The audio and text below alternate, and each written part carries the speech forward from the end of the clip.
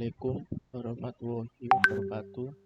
Perkenalkan, nama saya Dwi Rizkanto dari Teknik Otomasi kelas 6B NRP 09200-443. Di sini saya akan menyelesaikan tugas EAS Praktikum Interfacing dan Telemetri.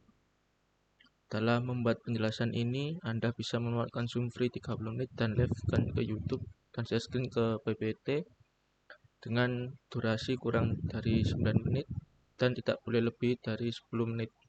Yang pertama, buat penjelasan dengan YouTube open kamera dengan skenario berikut. Yang pertama, 0-3 menit peran Anda di tim PPL, jelaskan dalam bentuk paparan PPT. Kedua, 3-4 menit pada minggu berapa Anda mengalami kendala puncak aktivitas yang padat dalam PPL. Yang ketiga, 4-7 menit jelaskan penggunaan komunikasi serial pada PPL Anda.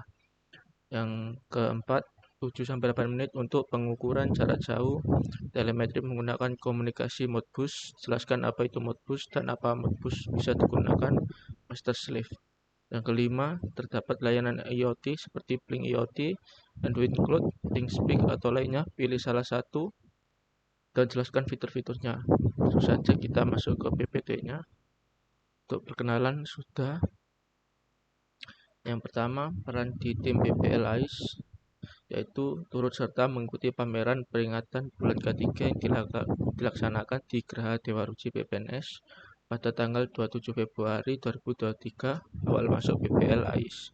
Dan ini dokumentasi tersebut pada saat pameran peringatan bulan ketiga.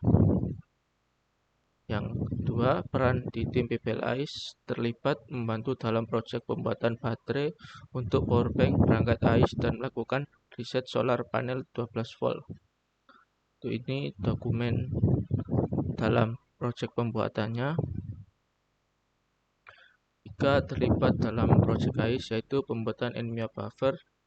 Nah, ini yang pertama itu disuruh cari rangkaiannya. Langsung saja kita masuk ke rangkaiannya, itu membuat di Eagle. Langsung kita membuat boardnya, langsung kita mencetaknya ini dan langsung kita merangkainya, dan tersebut berhasil. 5 ini trial si kapal, yaitu uji coba alat AIS pada kapal Sunan Derajat untuk mengukur keauratan posisi laju kapal dengan menggunakan AVNAV dan Marine Traffic yang dilaksanakan pada tanggal 1 Maret 2023 kemarin. Dan ini dokumentasi pada saat trial si kapal di Lamongan itu. Lanjut ke 6. Penggunaan komunikasi serial pada PPL AIS. Pada proyek Asset Learning Automatic Identification System AIS, implementasi dari komunikasi data dan telemetri ini diterapkan pada sistem yang dapat menyediakan informasi kapal dan mengirimkan informasi tersebut dari kapal ke kapal, baik itu kapal ke darat ataupun dari kapal ke darat melalui stasiun penerima yang menggunakan gelombang radio very high frequency atau VHF secara otomatis. Ya, tadi pada minggu pertama dan terakhir itu puncak aktivitas yang padat dalam PPL. Untuk yang pada minggu tengah itu dilakukan ETS dan minggu terakhir itu IAS. Jadi lanjut ke penggunaan komunikasi serial pada PPL AIS. Pada prinsipnya, output data AIS berupa data identitas kapal, ordinat, longitude dan latitude, kecepatan, arah atau haluan kapal. Input data ordinat diberikan oleh modul GPS berupa data logger, selanjutnya dengan algoritma program yang telah dimasukkan sebelumnya. Mini PC Raspberry membaca data logger ordinat menjadi binary yang dapat ditransmisikan melalui modul wireless atau USB modern atau dipancarkan oleh modul VHF transmitter berupa sinyal VHF. Kapal-kapal di sekitar jarak 20 nm yang sudah dilengkapi AIS akan secara otomatis berbagi informasi tentang data kapal yang akan ditampilkan di display atau monitor, yang mana informasi tersebut dapat diketahui melalui AVNAV yang ada pada AIS. Pengertian Modbus sendiri. Modbus adalah protokol komunikasi yang sering digunakan dalam bidang telemetri dan interfacing untuk pertukaran data antara perangkat elektronik, khususnya perangkat otomasi industri seperti PLC, RTU, dan perangkat lainnya. Protokol ini pertama kali dikembangkan oleh Modicon pada tahun 1979 dan sejak itu telah menjadi standar industri yang populer. Dan ini foto dokumentasi pada Modbus Application Layer.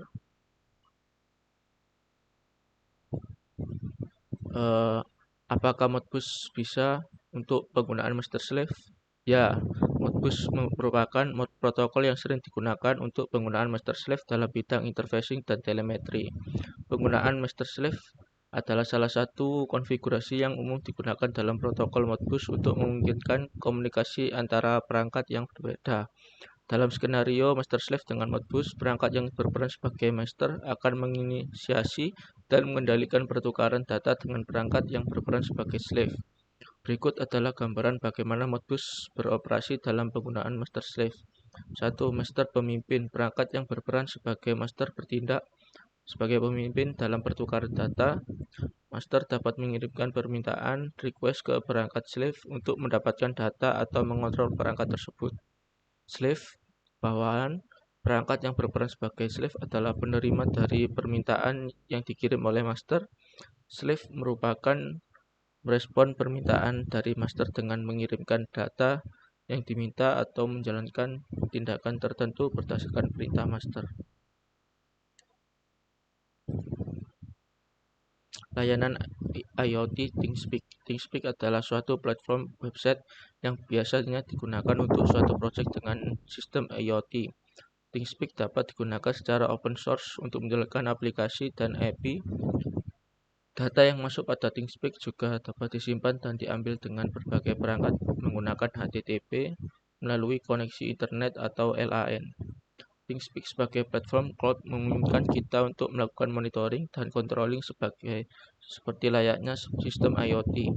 ThingSpeak dapat menerima data dan dapat menampilkan data untuk dikirimkan ke device atau interface lainnya. ThingSpeak adalah platform IoT yang menyediakan berbagai fitur untuk pengumpulan, penyimpanan, analisis, dan visualisasi data dari perangkat IoT. Untuk ThingSpeak, berikut adalah beberapa fitur. Yang pertama, channel dan field. ThingSpeak memungkinkan Anda membuat channel untuk menyimpan data dari perangkat IoT.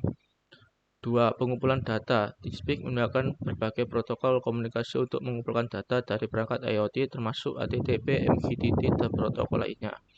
3. Visualisasi data. Setelah data dikirimkan ke channel, Anda dapat menggunakan fitur visualisasi bawaan ThingSpeak untuk menampilkan data dalam bentuk grafik, diagram, atau tampilan lainnya. Fitur ini memungkinkan Anda dengan mudah memahami tren dan pola data. ThingSpeak. Yang keempat, analisis data. ThingSpeak menyediakan kemampuan analisis sederhana yang memungkinkan Anda untuk melakukan pemrosesan data, fungsi matematika atau perhitungan custom. 5. Integrasi. Dapat diintegrasikan dengan platform lain seperti MATLAB dan Microsoft Azure. 6. Alarm dan notifikasi. 7. Access API. 8. Akses publik atau privat. Terakhir, ThingSpeak Time Control. ThingSpeak menyediakan fitur kontrol waktu yang memungkinkan Anda menyesuaikan interval pengumpulan data dan waktu penyimpanan data dalam channel. 10. Graphic Map. Anda dapat menggunakan fitur Graphic Map untuk memvisualkan data geografis pada peta interaktif. memungkinkan Anda melihat lokasi berangkat dan data yang lain dikumpulkan. Terima kasih. Sekian dari presentasi dari kami. Penjelasannya kurang lebihnya mohon maaf. Wassalamualaikum warahmatullahi wabarakatuh.